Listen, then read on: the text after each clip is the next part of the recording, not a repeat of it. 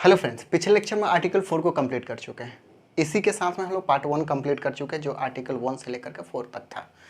उसका नाम क्या है तो हम लोग अच्छी तरह से जानते हैं, नेम एंड इट्स टेरिटरी, जो कि हम लोग कंप्लीट कर चुके हैं। अब हम लोग पार्ट 2 के लिए चल रहे हैं। पार्ट 2 में आज आर्टिकल 5 को करेंगे, जो आर्टिकल 5 से लेकर के 11 तक पार्ट 2 में डील करता है सिटीजनशिप से रिलेटेड। तो इसको आज हम लोग समझने वाले। तो चलिए शुरू करते हैं आज का lecture.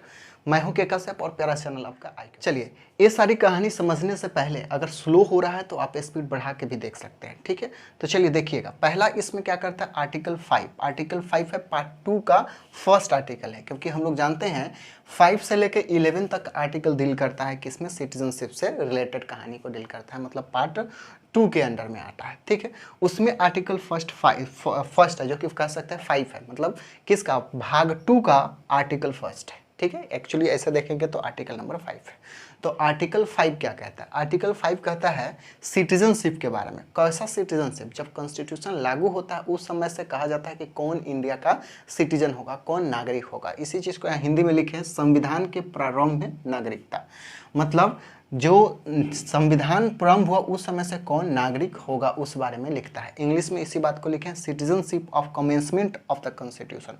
Commencement of the constitution, commencement मतलब ही होता है लागू। जब कॉन्स्टिट्यूशन लागू हुआ उस समय से कौन नागरिक होगा, क्योंकि उसके पहले हम लोग जानते हैं इंडिया का तो नागरिक थे ही, जो भी यहाँ जन्म हुआ उसका तो नागरिक है ही, लेकिन क्योंकि इंडिया ही किसी दूसरे के हाथ में था तो फिर वहाँ का सिटीजनशिप कैसे आप ले सकते हैं। इस बारे में 1950 में जब कॉन्स्टिट्यूशन लागू होता है उस समय से कहा जाता है कौन यहाँ का नागरिक होगा और कौन नहीं होगा। उसी को लेकर के यहाँ पे 3 बातें लिखी गई हैं। इतना कंडीशन को फुलफिल करता है तो वो इंडियन सिटीजन होगा, नहीं तो नहीं होगा। पहला चीज़ इसमें क्या कहता है कि इफ़ वन इन इंडिया, अगर आपका जब से कॉन्स्टिट्यूशन लागू हुआ उसके पहले अगर जन्म आपका इंडिया के अंदर में हुआ है तो आप क्या कहलाएंगे, सिटीजन ऑफ इंडिया कहलाएंगे। फर्स्ट नंबर पॉइंट यही कहता है।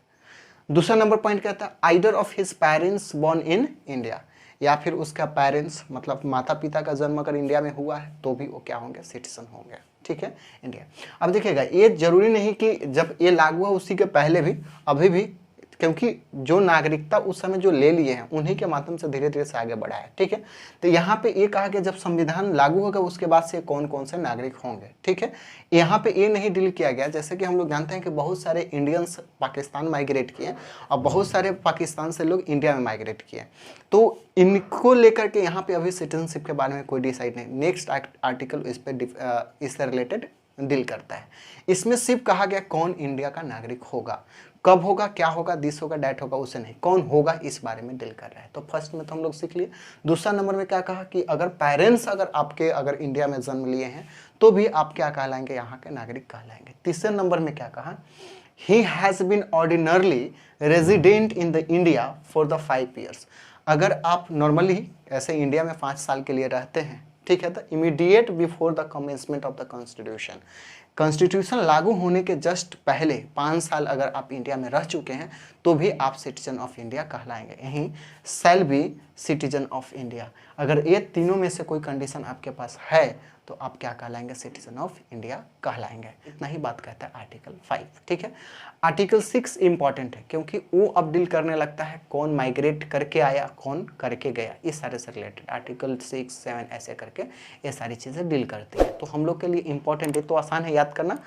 आर्टिकल 6 हम लोग के लिए इंपॉर्टेंट रहेगा, जो कि नेक्स्ट लेक्चर में आपको मैं समझाऊंगा। इसमें इतना ही, फिर मिलते हैं नेक्स्ट वीडियो में। जब तक एंजॉय करें और पढ़ाई करें।